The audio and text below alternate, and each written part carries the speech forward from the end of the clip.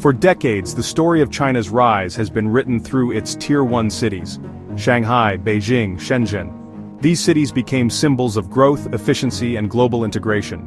They were where foreign capital flowed, where deals were made, and where multinationals set up shop. But while the world still watches them, China has already started turning the page. The next chapter isn't about the spotlight, it's about the corridors being built just outside of it.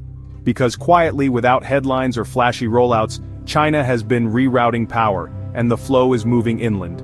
Into Tier 2 cities, into logistics hubs that few people talk about, into strategic locations that connect directly to Southeast Asia and beyond.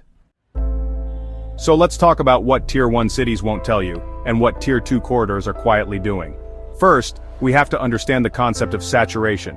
Shanghai and Shenzhen are no longer untapped. They are high-cost, high-competition, highly scrutinized markets. Real estate is expensive, labor costs are up, and regulatory pressure is tight. These cities have done their job. They built China's reputation. But their ability to deliver the next wave of growth? It's limited. Now contrast that with cities like Nanning, Chongqing, Kunming, and even Guilin. These aren't just Tier 2 cities, they are frontier corridors, places with underutilized infrastructure, direct proximity to ASEAN routes, and eager provincial governments looking to open the gates to foreign-backed investment, trade, and logistics.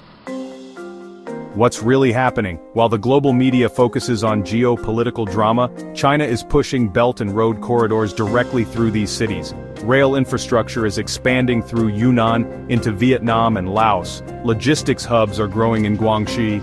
New zones are being offered preferential tax treatment, and it's all being denominated in RMB. These places aren't competing for attention, they're absorbing capital. This is strategic. China knows that the next phase of its outbound trade, especially with ASEAN and BRICS-aligned economies, requires flexibility, not density. It needs corridors that can be shaped by policy, built quickly, and structured to allow new financing frameworks like RMB settlement and digital trade infrastructure. That's not happening in Tier 1 cities anymore. That flexibility is being built inland. What's more, these Tier 2 cities offer something Tier 1 can't anymore: cost efficiency, government alignment, and open access. Let's break that down. In Nanning, the city's proximity to Vietnam and the China-ASEAN Expo has turned it into a regional diplomacy hub. The infrastructure has followed. Cross-border rail and highway upgrades are being pushed with BRI backing, and industrial parks are being structured to support dual-currency trade. In Kunming, the rail connection to Laos and deeper Indo-China trade routes is pulling in logistics companies and state-led investment vehicles. Here, companies are experimenting with multimodal transport, using inland rail to bypass congested ports and hit ASEAN faster.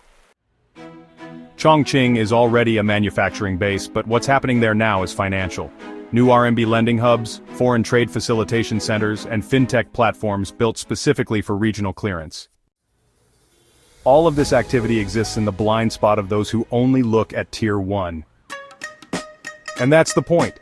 China doesn't want everyone to see this yet. It wants to build leverage, control the corridor, and bring in partners who can structure quietly, not hype loudly. So what does this mean for Singapore? It means that if you are a lawyer, a banker, a compliance advisor, or a cross-border consultant, the opportunity isn't in visibility, it's in structure. You don't need a new headline, you need a new node. These Tier 2 cities are not just cheap alternatives, they are future anchors for regional alignment, and they're being built now. The smart move isn't to wait for these places to become crowded, it's to walk in while the table is still being set. Singapore sits in the perfect place to back-end all of this, quietly, compliantly, and with strategic trust. If you want to be part of what happens next, don't wait for the spotlight. Step into the corridor. Drop a comment with "in" if you want to join our verified Telegram group, where we share early signals daily, specifically for Singaporeans who move before the media catches up.